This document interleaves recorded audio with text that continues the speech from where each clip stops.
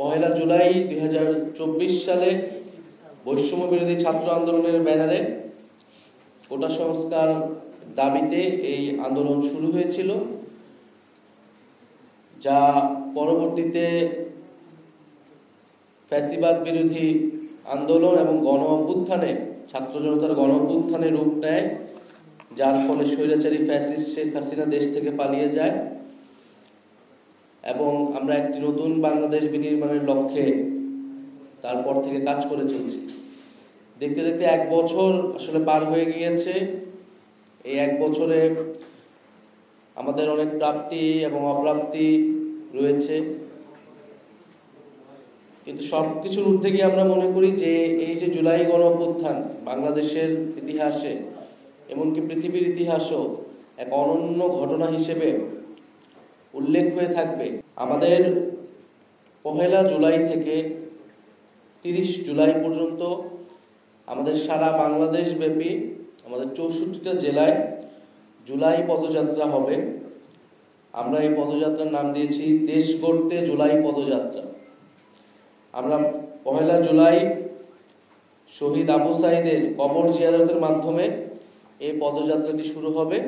এটি ক্রমান্বয়ে বাংলাদেশের 64টি জেলা প্রদক্ষিণ করবে। আমরা 64টি জেলায় যাব, আমরা শহীদ পরিবারদের কাছে যাব, শহীদের কবর জিয়ারত করব, আহত যোদ্ধাদের সাথে কথা বলবো এবং অভ্যুত্থানকারী এবং বাংলাদেশের সাধারণ ছাত্র জনতা যারা রয়েছেন তাদের সাথে কথা বলবো।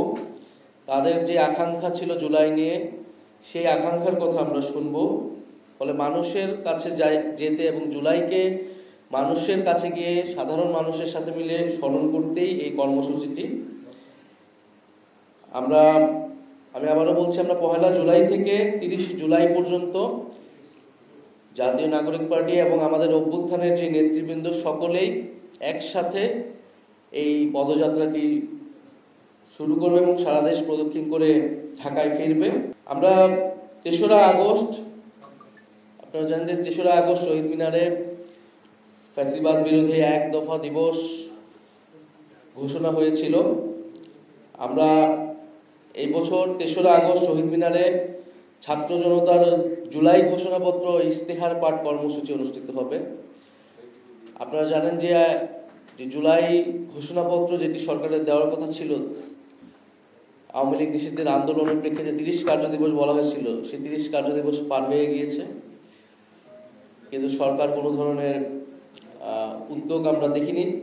এই জুলাই ঘোষণাপত্রের দাবিটি ছিল যারা অভ্যুত্থানকারী ছাত্র নেতৃত্ব তাদের পক্ষ থেকে এই দাবিতে এসেছিল যে জুলাইয়ের ঐতিহাসিক প্রেক্ষাপট, সাংবিধানিক স্বীকৃতি, শহীদদের মর্যাদা ইত্যাদি নিশ্চিত করার জন্য আমাদের এই জুলাই ঘোষণাপত্রটি প্রয়োজন।